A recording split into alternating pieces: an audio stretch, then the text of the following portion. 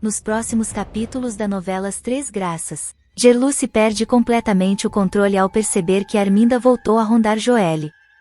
Tomada por um ódio antigo, que mistura ciúme, medo e uma sensação profunda de ameaça, ela não mede palavras ao encarar a rival.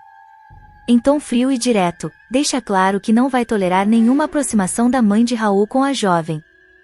Gerluce avisa que, se Arminda ousar chegar perto de Joelle novamente, ela será capaz de ir até as últimas consequências.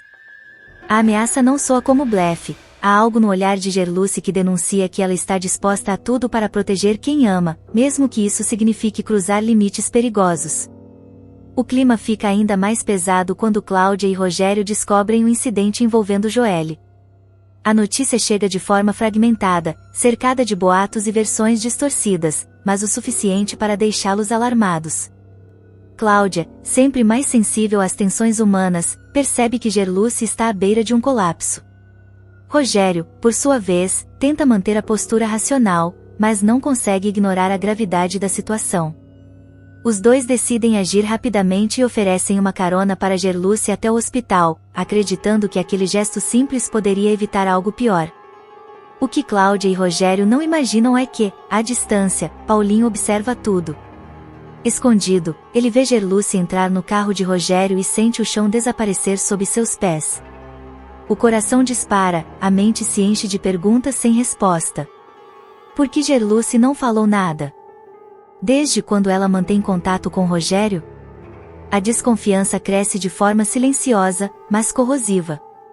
Incapaz de aceitar aquela cena como algo inocente, Paulinho decide seguir o veículo, mantendo uma distância calculada, como se temesse ser descoberto, ou como se, no fundo, tivesse medo da verdade que pode encontrar. Enquanto isso, na galeria, Lucélia se vê encurralada por uma pergunta aparentemente simples. Casper nota uma mancha de sangue no chão e, intrigado, questiona o que teria acontecido ali. Por um segundo, o mundo parece parar para Lucélia. Seu rosto denuncia o susto, mas ela rapidamente se recompõe. Com habilidade e frieza, improvisa uma explicação, culpando Juquinha. Diz que ele havia passado por uma operação policial pouco antes de visitar Lorena e que o ferimento explicaria o sangue. A versão é frágil, mas suficiente para afastar a curiosidade imediata de Casper, que aceita a justificativa, ainda que com certa desconfiança. Juquinha, alheio a essa conversa, segue sua vida sem imaginar que seu nome foi usado mais uma vez para encobrir segredos perigosos. No entanto, sua tranquilidade dura pouco. Paulinho, ainda transtornado com o que viu, o procura e despeja toda a sua indignação. Conta que viu Gerluce entrando no carro de Rogério e revela, sem rodeios, que ela mantinha contato com o empresário sem nunca ter comentado nada. A revelação cai como uma bomba.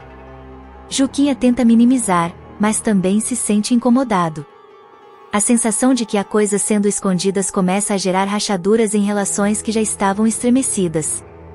Esse clima de desconfiança, mentiras e alianças frágeis prepara o terreno para o que virá a seguir na reta final de Três Graças. A novela caminha para seus últimos capítulos mergulhada em tensão, prometendo um desfecho marcado por mistério, reviravoltas e revelações chocantes.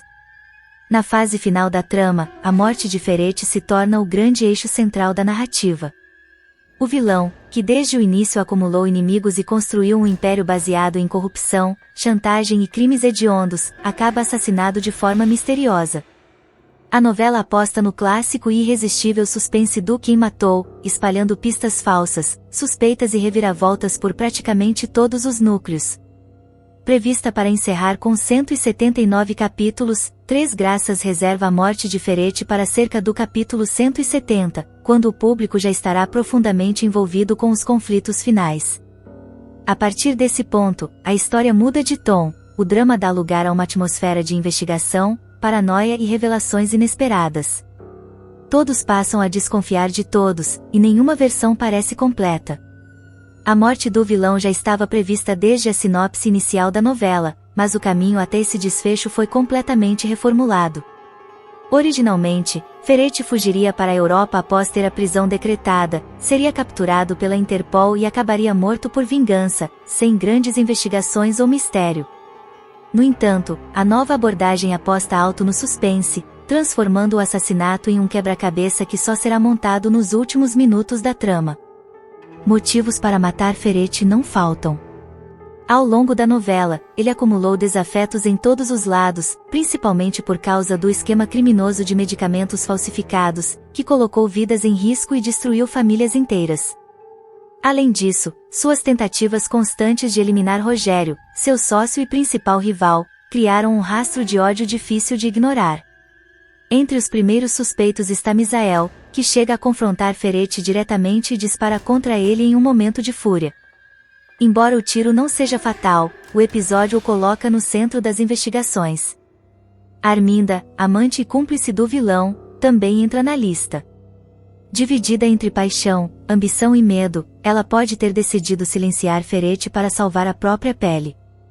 Zenilda, a ex-mulher, surge como outra suspeita forte.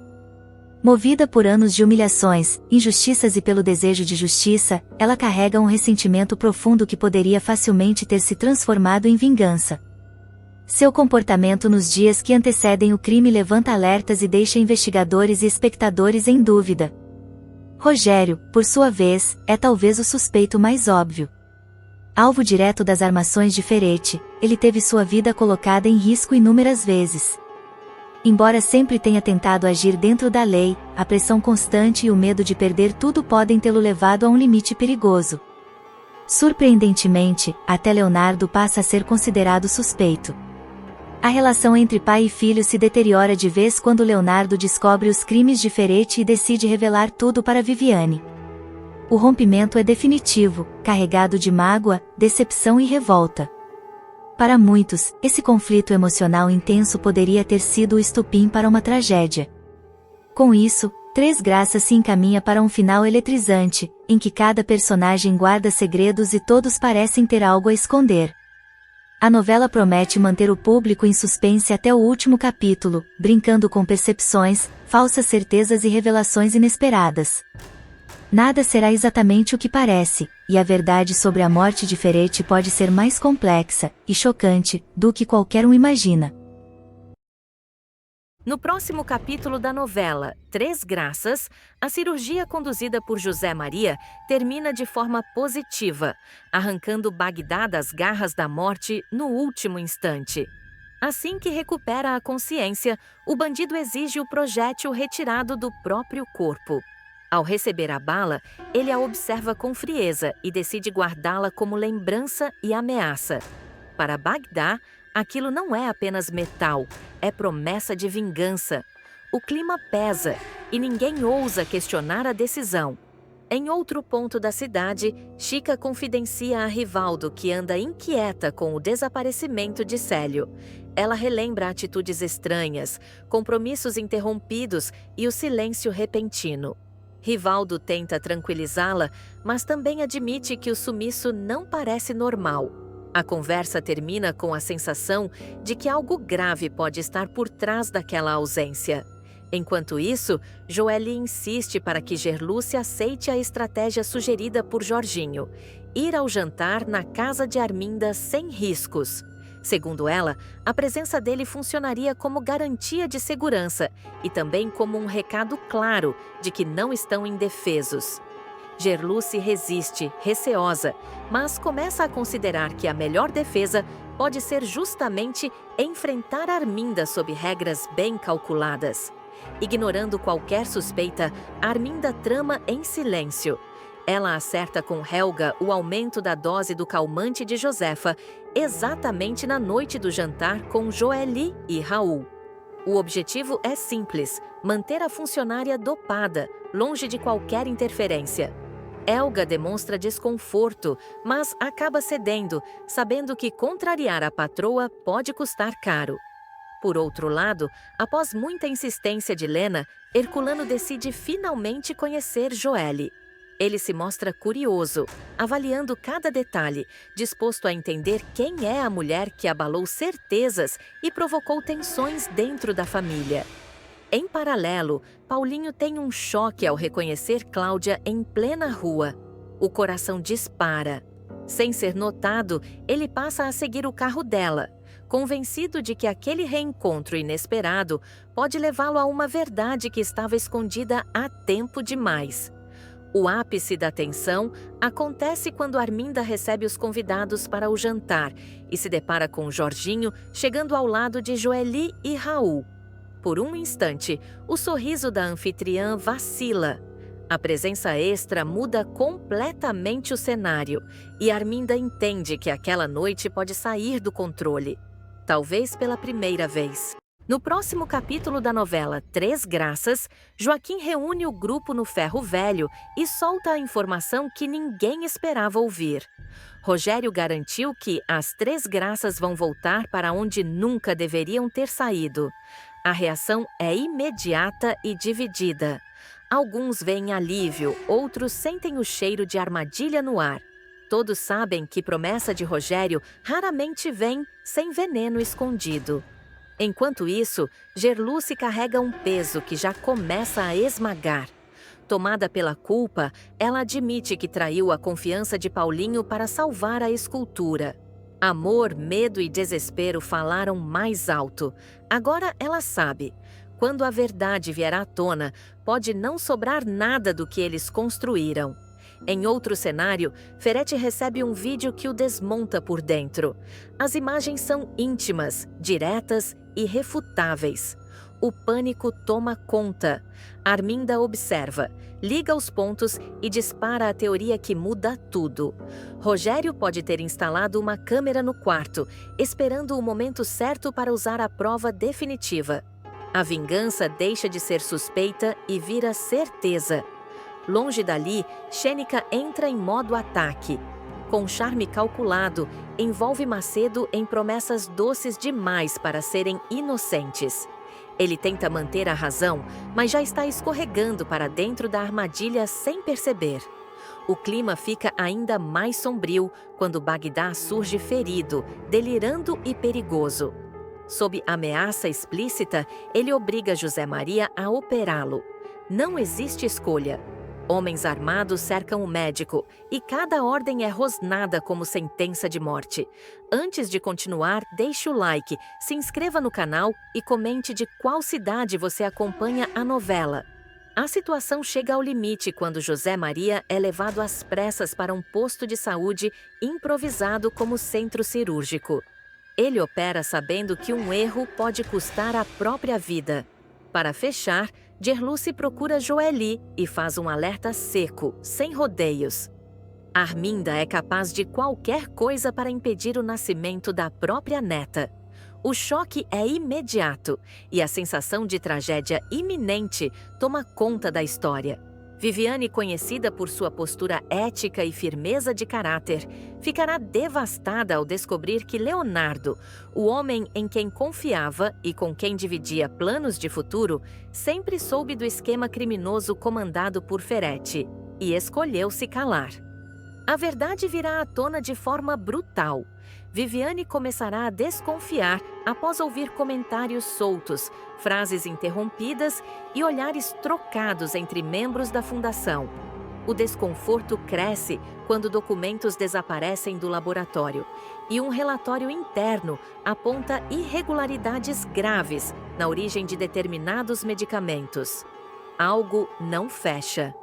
E o silêncio de Leonardo começa a pesar mais do que qualquer prova. Decidida a não viver de meias-verdades, Viviane confronta o namorado. A conversa começa tensa, mas ainda contida.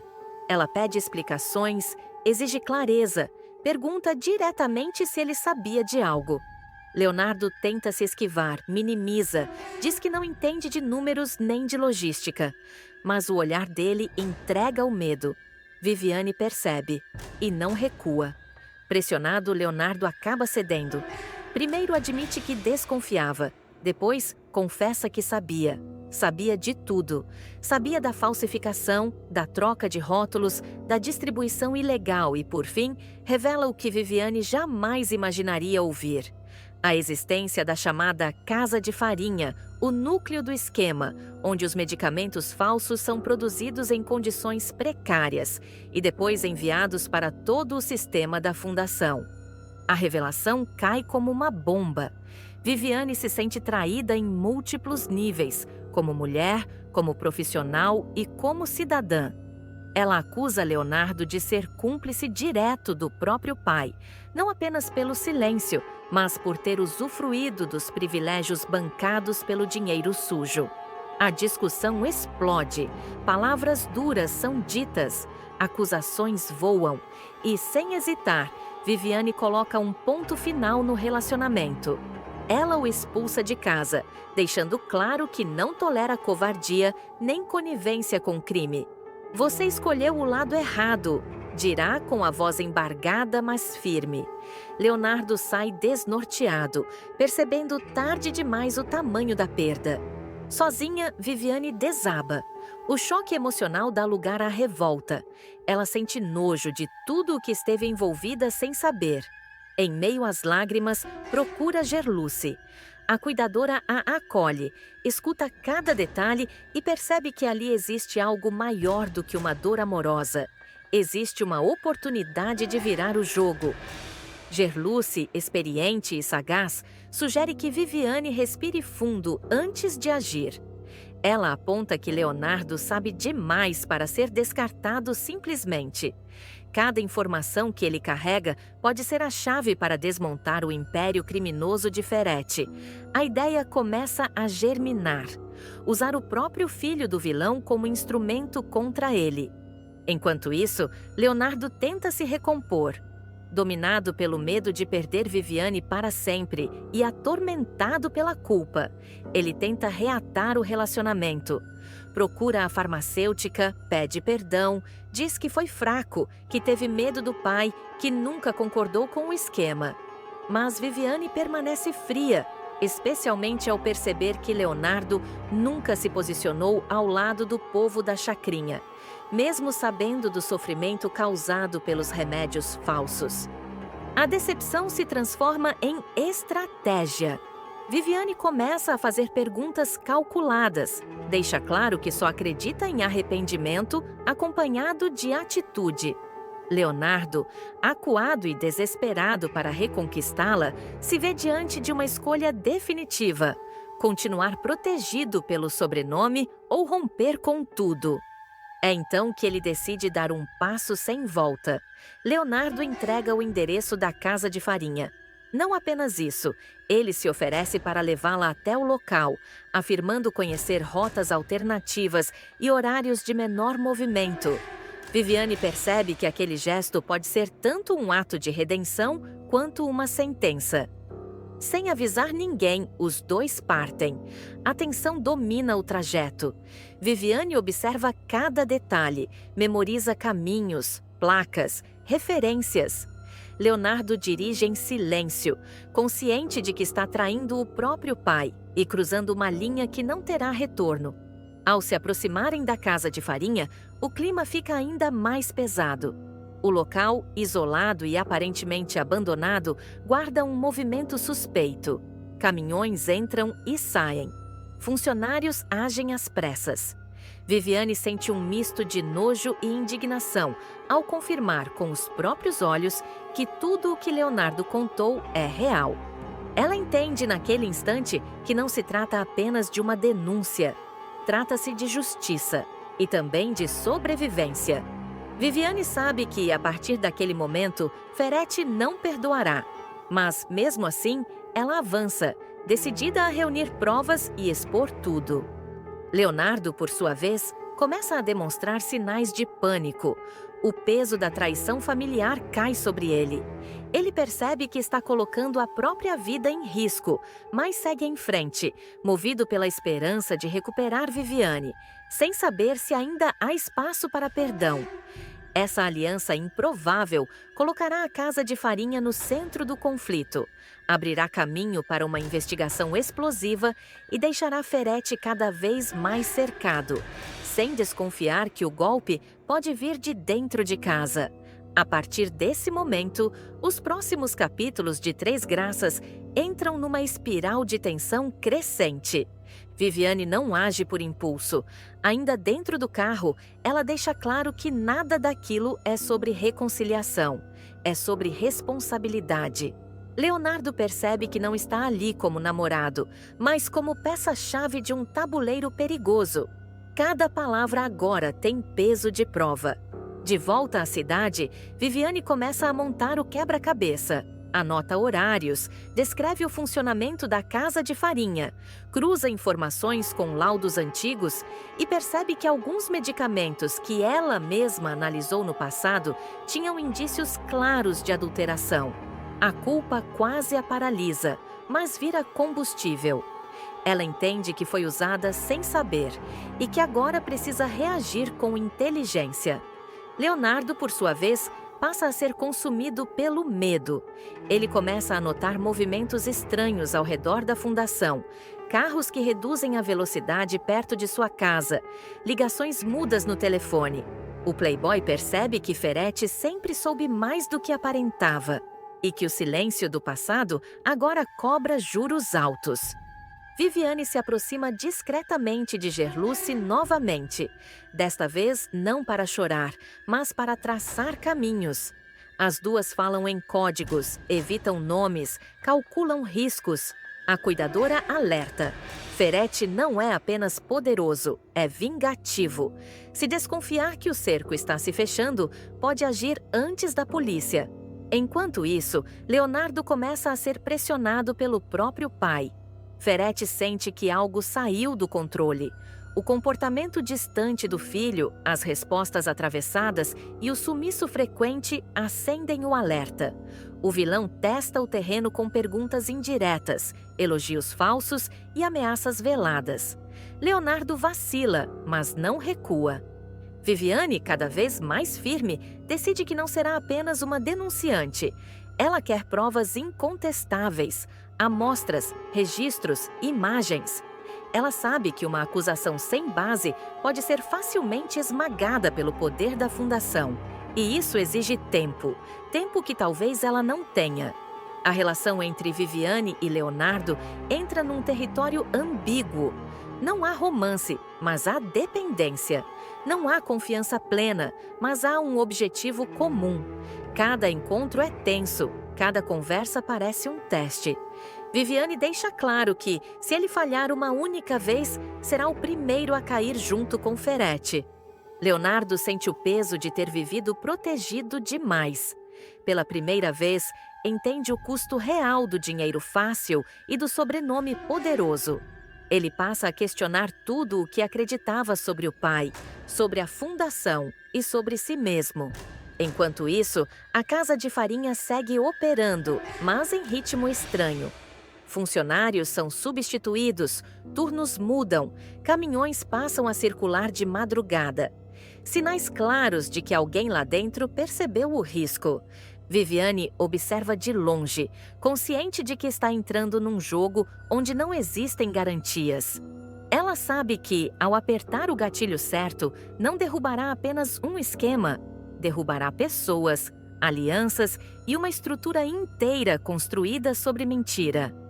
Essa decisão colocará Viviane frente a frente com o lado mais cruel de Ferretti, transformará Leonardo de herdeiro protegido em alvo direto e fará da casa de farinha o epicentro de uma guerra silenciosa que está prestes a explodir.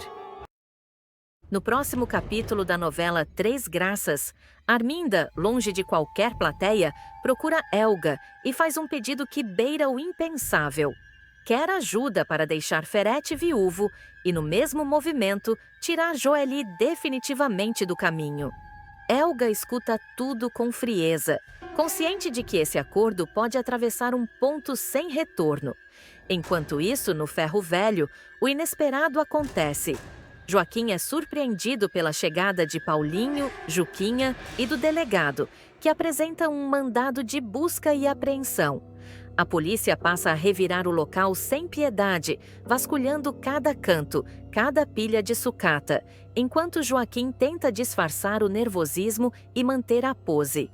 Em outro ponto da cidade, Gerluce deixa claro para Arminda que Joely não aceitará o convite para jantar. O recado é direto, sem rodeios, e soa como um desafio.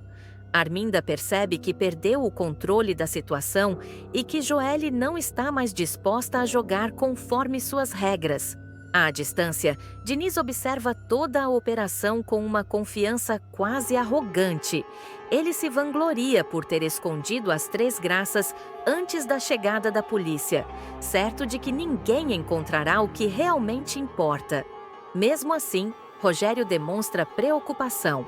Para ele, o maior risco não é a busca em si, mas a possibilidade de Joaquim não conseguir guardar segredos sob pressão. O clima de investigação dá lugar ao caos quando o bando de Bagdá ataca os policiais que estão com Paulinho, Juquinha e Jairo. O confronto é violento e desorganizado. Em meio aos disparos, Alemão percebe algo que muda tudo. Foi Vandilson quem atirou em Bagdá. Ferido, Bagdá mal consegue se manter de pé e acaba desmaiando aos pés de Lucélia. Sem pensar duas vezes, ela age rápido e o esconde, impedindo que Lorena e Juquinha descubram o que realmente aconteceu. Para Lucélia, manter esse segredo pode se tornar uma arma poderosa.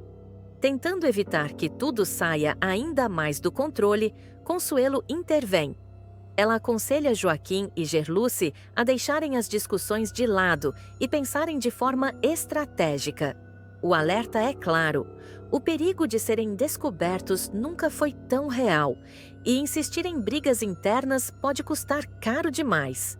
O império de manipulações de Arminda começará a ruir de forma pública, humilhante e sem volta. Depois de ser desmascarada por tentar matar Joelle, a vilã enfrentará o acerto de contas mais temido, a fúria fria e calculada de Rogério. Desta vez, não haverá chantagem, teatro nem vitimismo que a salve. Tudo começará com Rogério reunindo provas, relatos e indícios que apontam diretamente para a tentativa de assassinato da própria neta. Sem levantar a voz, mas com palavras cortantes, ele deixará claro que não está mais disposto a dividir o mesmo teto com alguém capaz de tamanha monstruosidade. A mansão, que Arminda sempre tratou como território absoluto, se transformará em cenário de expulsão. Rogério exigirá o quarto de volta, ordenará que ela faça as malas e decretará: Arminda não é mais bem-vinda naquela casa. A tensão tomará conta do ambiente quando Arminda, encurralada, tentar inverter os papéis. Ela gritará, acusará Rogério de ingratidão, relembrará favores antigos e até ousará se colocar como vítima de uma conspiração. Nada funcionará. O vingativo será implacável ao afirmar que ela responderá criminalmente pelo que tentou fazer com Joely. Cada palavra será um golpe certeiro, desmontando a pose de Madame Intocável, que ela sustentou por anos. Em surto, Arminda perderá o controle. Objetos voarão pela sala, quadros serão derrubados e a vilã chegará a partir para cima do marido em um acesso de fúria. Ainda assim, será contida, não pela força física, mas pela certeza de que perdeu tudo. Vencida, humilhada e sem aliados dentro daquela casa, ela chamará Helga aos berros e ordenará que faça as malas imediatamente, tentando manter alguma aparência de autoridade enquanto tudo desmorona. Paralelamente, a vida de Zenilda também sofrerá uma guinada radical. Depois de flagrar Ferete na cama com Arminda, a advogada tomará uma decisão definitiva. Abandonará o marido e deixará claro que não pretende mais compactuar com mentiras e traições. O choque da descoberta dará lugar a uma postura firme e estratégica. Zenilda não apenas sairá de casa, como decidirá transformar a própria dor em arma. Será ela quem procurará o jornalista Theo Pereira, entregando detalhes sórdidos da separação, da traição e dos bastidores podres da família. As reportagens ganharão destaque, expondo Arminda e Ferete como protagonistas de um escândalo que se espalhará rapidamente. Fotos, insinuações e verdades cuidadosamente vazadas colocarão os dois no centro das atenções. corroendo qualquer resquício de reputação que ainda tentavam preservar. Mais do que vingança pessoal, Zenilda dará um passo além. Ao lado de Rogério, ela decidirá denunciar o esquema de medicamentos falsificados, comandado por Ferretti. Documentos começarão a circular, testemunhas serão citadas e o cerco ao vilão se fechará pouco a pouco. O que antes era tratado como rumor passará a ganhar contornos de investigação séria, deixando Ferretti cada vez mais acuado. A sequência mais cruel para Arminda acontecerá quando ela, sem alternativa, bater a porta de Ferretti com suas malas. A cena será carregada de ironia. A amante, agora oficialmente expulsa da mansão, exigirá abrigo daquele que sempre prometeu mundos e fundos. Ferretti ficará em estado de choque ao perceber que Arminda pretende se instalar de vez em sua casa, trazendo consigo escândalo, problemas e a atenção da imprensa. A presença da Dona Cobra provocará um terremoto doméstico. Leonardo não esconderá a revolta ao ver Arminda ocupando o espaço de sua mãe. Discussões explodirão, acusações serão jogadas na mesa e o clima ficará insustentável. Incapaz de conviver com a nova moradora e com tudo o que ela representa, Leonardo tomará uma decisão drástica. Arrumará suas coisas e deixará a casa, rompendo de vez com o pai. Enquanto isso, Arminda perceberá que trocou o luxo da mansão por um ambiente hostil, onde não é rainha, mas intrusa. Isolada, odiada e cada vez mais pressionada pelas denúncias que se acumulam, ela começará a sentir o peso real de suas escolhas. O que parecia uma fuga estratégica se revelará uma armadilha emocional e social, deixando claro que sua queda está apenas começando. O castigo de Arminda ganhará contornos ainda mais cruéis, deixando claro que a expulsão da mansão foi apenas o primeiro ato de sua derrocada. Instalado o caos na casa de Ferretti, a vilã perceberá rapidamente que ali não existe acolhimento, apenas tolerância forçada, e por tempo limitado. Ferretti, acuado pelas denúncias e pelo avanço das investigações, começará a tratar Arminda como um peso. O empresário deixará escapar que a presença dela só piora sua situação, alimenta fofocas e mantém a imprensa em sua cola. Cada discussão revelará que o romance sempre foi sustentado por conveniência e ambição, nunca por afeto real. Arminda tentará reagir, lembrando promessas e alianças antigas, mas ouvirá do amante que nada mais pode ser feito. A crise se agravará quando Leonardo confirmar que saiu de casa definitivamente. A decisão do rapaz cairá como uma bomba, expondo Ferretti como pai ausente e cúmplice de escândalos. A ausência do filho abrirá uma ferida pública e íntima, e Arminda será apontada como a principal responsável por esse rompimento. A vilã, pela primeira vez, ficará sem discurso. Enquanto isso, Rogério avançará em silêncio. Ele dará início aos trâmites legais para oficializar a separação, exigindo que Arminda responda não só moralmente, mas também judicialmente por seus atos. O nome da madame começará a circular nos bastidores da polícia e comentários sobre um possível indiciamento ganharão força. Do outro lado, Zenilda assumirá protagonismo inesperado. Munida de provas e movida por um misto de indignação e senso de justiça, ela se tornará peça-chave no desmonte do esquema de medicamentos falsificados. Seu depoimento causará impacto e a imprensa passará a tratá-la como fonte confiável, elevando ainda mais a pressão sobre Ferretti. Encurralada, Arminda tentará uma última cartada. Procurará antigos aliados, fará ligações desesperadas e cogitará até fugir para evitar o pior. No entanto, portas se fecharão uma a uma. Sem prestígio, sem fortuna própria e sem o controle que sempre exerceu, ela se verá sozinha, observando de longe a vida que perdeu. A sequência deixará claro que o jogo virou. A mulher que manipulava destinos agora será manipulada pelas consequências de seus próprios crimes. Enquanto os inimigos se organizam, as denúncias avançam e o cerco se fecha de maneira irreversível. No próximo capítulo da novela Três Graças, no Ferro Velho, Joaquim acredita estar um passo à frente, mas a ilusão dura pouco. Paulinho surge acompanhado de Juquinha e do delegado, todos munidos de um mandado de busca e apreensão. O cerco se fecha rápido demais e o suor frio denuncia que o passado voltou para cobrar seu preço. Pouco antes disso, Arminda já havia tentado comprar o silêncio de Joaquim. Dinheiro em troca de explicações sobre a misteriosa cortina que foi parar no Ferro Velho. A proposta vem direta, agressiva e deixa claro que ela não está disposta a perder o controle da narrativa. Enquanto as peças se movem, Ferete desperta no hospital encenando uma amnésia conveniente. O truque, porém, não engana Zenilda.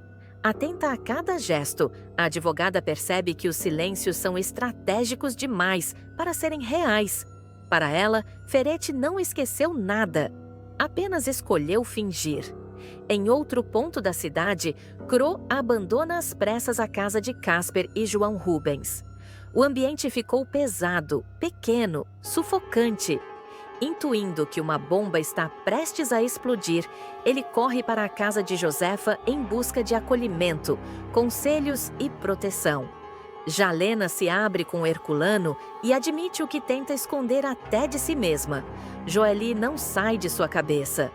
O que começa como preocupação revela contornos de obsessão, anunciando decisões impulsivas e sentimentos mal resolvidos. Joeli, por sua vez, estranha o convite inesperado de Arminda para um jantar íntimo. O sorriso forçado e o tom doce demais acendem o alerta. Ela divide a suspeita com Raul, que analisa friamente e decide aceitar. Para ele, ir é observar o inimigo de perto. Recusar seria parecer fraco. O clima esquenta de vez quando Gerluce entra em cena. Primeiro, alerta Joeli sem rodeios. Arminda nunca age sem interesse.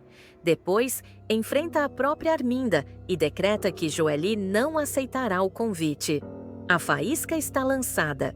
Em paralelo, Meg fere Júnior ao revelar que nunca quis saber de sua origem, abrindo rachaduras profundas. E Consuelo fecha a porta de vez para Misael, deixando claro que certos romances não merecem reprise. Lorena fará uma jogada de mestre que ninguém verá chegar. Humilhada, isolada e jogada à própria sorte, a jovem começará a transformar dor em estratégia e silêncio em poder. Mas, antes da virada, ela precisará atravessar o pior momento de sua vida. Tudo começará quando Ferete decidir usar sua última cartada para destruir a própria filha.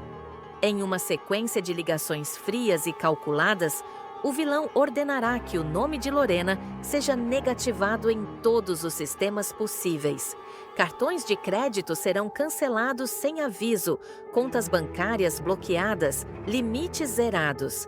Em poucas horas, Lorena deixará de existir financeiramente. Nenhum aluguel será aprovado, nenhum contrato será fechado, nenhuma ajuda será possível. Sem entender a gravidade da situação, Lorena ainda tentará manter a postura. Mas o golpe final virá quando Casper a chamará para uma conversa constrangedora. Visivelmente desconfortável, ele explicará que recebeu uma ligação direta de Ferete e que não poderá mais mantê-la ali. À distância, Lucélia observará tudo escondida, com um sorriso venenoso no rosto, saboreando cada segundo da queda da jovem. Lorena entenderá naquele instante que não se trata de um simples castigo, mas de um plano cruel para apagá-la do mapa. Sem dinheiro, sem teto e sem aliados visíveis, ela decidirá procurar Juquinha, acreditando que ainda pode contar com a amiga. O que ela não imagina é que Ferete já terá se antecipado. Juquinha será cercada por carros em plena rua. Confusa e assustada, ela tentará reagir, mas não terá tempo. A porta de um dos veículos se abrirá lentamente, revelando Ferete, que mandará a jovem entrar com um tom que não admite recusa. Sem alternativa, Juquinha obedecerá. O carro partirá e ela desaparecerá sem deixar rastros. Horas depois, Lorena irá até a casa de Juquinha e não encontrará ninguém. Desesperada, procurará Paulinho. O policial, tenso, explicará que as câmeras de segurança mostram claramente Juquinha sendo cercada e entrando em um veículo, mas que ainda não há pistas concretas. Apesar de garantir que a polícia está investigando, o olhar dele entregará a gravidade da situação. Lorena ligará os pontos. Tudo aquilo só pode ser obra de Ferete. Abalada, ela retornará para casa e encontrará Zenilda. O controle que vinha mantendo se romperá de vez. Em lágrimas, Lorena contará que está sem dinheiro, sem lugar para ficar e com Juquinha desaparecida. Zenilda tentará se aproximar, mas será interrompida pela chegada de Ferete, que surgirá como um espectro, ameaçando qualquer tentativa de ajuda. Lorena exigirá saber o que ele fez com Juquinha. Ferete debochará, fingirá não saber de nada e ainda a acusará de ingratidão. Sem paciência, ele ordenará que Lorena saia imediatamente. Sem forças para reagir, a jovem deixará a casa sem rumo, sob o olhar desesperado da mãe. A partir daí, Lorena passará a viver nas ruas. Sem dinheiro, sem documentos e sem abrigo, ela enfrentará noites frias, fome e humilhações. Zenilda chorará ao vê-la partir, tomada pela culpa de nunca ter enfrentado Ferete antes. Dias depois, Lorena surgirá em estado lastimável. Suja, faminta, com os cabelos desgrenhados e o olhar vazio, ela observará um frango assando em um comércio de rua. A fome falará mais alto, mas o dono do local a expulsará de forma ríspida, tratando-a como invisível. É nesse momento que o destino fará questão de humilhá-la ainda mais. Arminda e Ferete passarão de carro e